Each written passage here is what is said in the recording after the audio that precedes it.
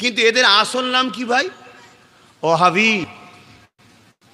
আজ থেকে 100 বছর আগে ভারতবর্ষে আহলে হাদিস বলে কোনো দল ছিল না, কেউ চিনত না।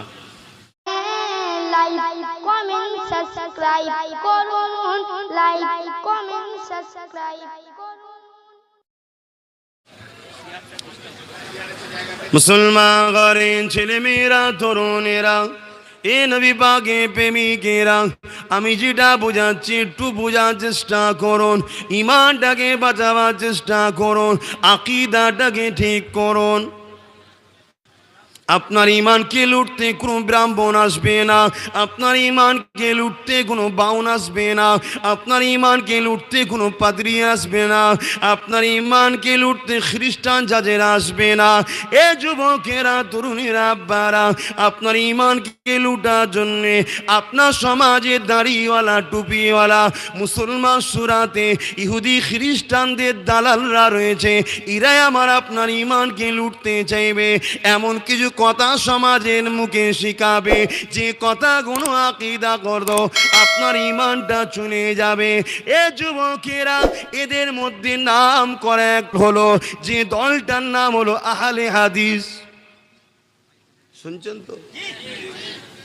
নামটা কত সুন্দর, আহলে হাদিস। আহলে হাদিস মানে কি ভাই? আপনারা জানেন না। আহাল মানে হলো পরিবার, হাদিস মানে হলো রসুলের বাণী। তো নবীর বাণীর পরিবার, অর্থাৎ হাদিসের পণ্ডিত বা হাদিসের পরিবার। ভাই কথাটা ভালো না খারাপ? এখন একটা লোক ভ্যান চালাচ্ছে, ভাই তুমি কোন দলে? বলছে আহলে হাদিস। ভাই তুই হাদিসের পণ্ডিত কি? হাদিসের পণ্ডিতদের ঘরে আরবি ভাষায় আহলে হাদিস বলা হয়। এরা একটা আহলে হাদিস দল করে ফেলেছে। শুনছেন না শোনেন না? অ্যাকচুয়ালি এদের নাম কিন্তু আহলে হাদিস নয়, এদের অ্যাকচুয়ালি নাম হলো ওহাবি। কি নাম?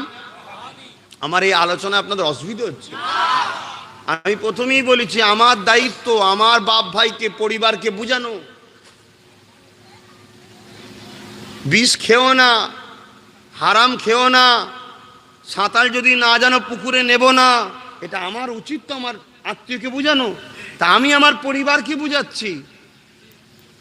এবারে কেউ যদি এখানে সাপ থাকো, তোমার যদি অসুবিধে হয় যে আমি ছোবল মারতে পারলাম না, তুমি আমার সাথে বসো না, কিন্তু আমার কাজে বাধা দিও না, কারণ আমার এটা ডিউটি।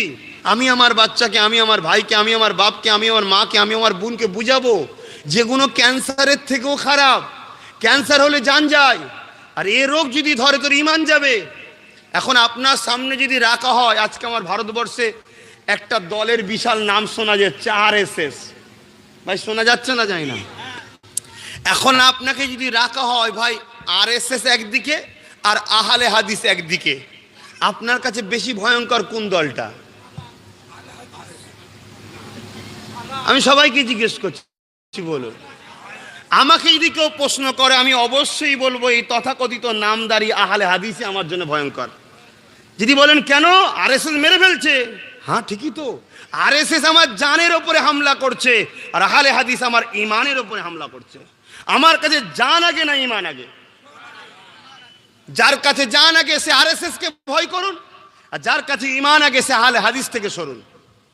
কথা বুঝে আসছে? অঙ্ক তো আপনার কাছে, মানবেন কোনটা শুধু আপনার ব্যাপার, আমার দায়িত্ব আছে বলে যাচ্ছে। কিন্তু এদের আসল নাম কি ভাই? ওহাবি। আজ থেকে 100 বছর আগে ভারতবর্ষে আহলে হাদিস বলে কোনো দল ছিল না, কেউ চিনত না। 100 বছর আগে ভারতবর্ষে আহলে হাদিসদের একটা মসজিদ দেখাতে পারবে না, একটা কিতাব দেখাতে পারবে না, একটা মাদ্রাসা দেখাতে পারবে না, একটা ইমামের নাম বলতে পারবে না। এই ভারতবর্ষের কথা বলছি। তাহলে এই ভারতবর্ষে আহলে হাদিস দলটা এলো কোথা থেকে? শুনুন, ল অ্যান্ড অর্ডার অনুযায়ী আহলে হাদিস আমার ভারতবর্ষে ব্যান্ড আছে। যেমন RSS কে 3 বার ব্যান্ড করা হয়েছে, আহলে হাদিসও আমার দেশে ব্যান্ড। আহলে হাদিস একটা সন্ত্রাসী গোষ্ঠী, ব্রিটিশদের দালালি করেছিল। ইতিহাস জানতে হবে ভারতবর্ষের। এরা ব্রিটিশদের 5 গোলাম ছিল, এদের নাম তখন ওহাবি ছিল। যখন ভারতে সুন্নি উলামারা, যেমন দেওবন্দীদের শায়েখ এবং আমার মুজাদ্দেদ জামান দাদা হুজুর পীর কেবলা, আমাদের যিনি শায়েখ, ইনারা যখন ব্রিটিশদের বিরুদ্ধে আন্দোলনে ঝাঁপিয়ে পড়ল, তখন ব্রিটিশরা বলেছিল নেমো খারাম, ফার্সিতে আহলে হাদিস ওহাবি বলা হয়, আর ওদেরও নাম ছিল ওহাবি। ওরা দেখলো আমরা আর এদের নাম তো এক হয়ে যাচ্ছে। তখন নবাব সিদ্দিক খান ভোপালি চিঠি করেছিল নবাবকে, দিল্লি কি বলে বড়লাটকে, যে আমরা তো আপনার নেমো খালাল, আমাদের ঘরও আহলে ওহাবি বলা হয়, আর আপনার বিরোধী যারা করছে তাদের ঘরে আপনি ওহাবি খ্যাতি দিয়েছেন, তা দুটো এক হয়ে যাচ্ছে, আমাদের নামটাকে চেঞ্জ করে আহলে হাদিস করা হোক। সেই থেকে ভারতের নাম আহলে হাদিস হলো।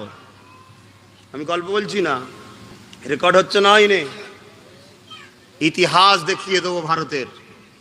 আপনারাও পড়ুন, কলিকাতার ন্যাশনাল লাইব্রেরিতে যান, খুঁজুন, দল বুঝে বুঝে করুন।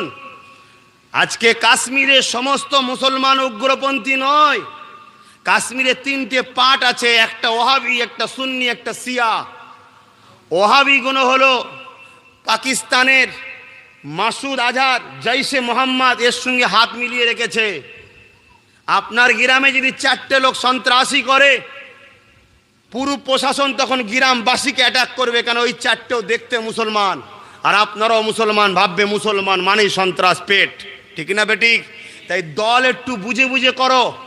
আহলে হাদিসকে ভারতের ল অ্যান্ড অর্ডার অনুযায়ী ব্যান্ড করা আছে, কেন এটা দেশদ্রোহী দল। এবারে যদি বলে আজকে বিচার হচ্ছে না কেন, আমার ভারতবর্ষের 80% রাজনীতির নেতা সব গাদ্দার, এরা টাকা পেলে ঘুমোয়, আর কোনো দেশের খবর রাখে না।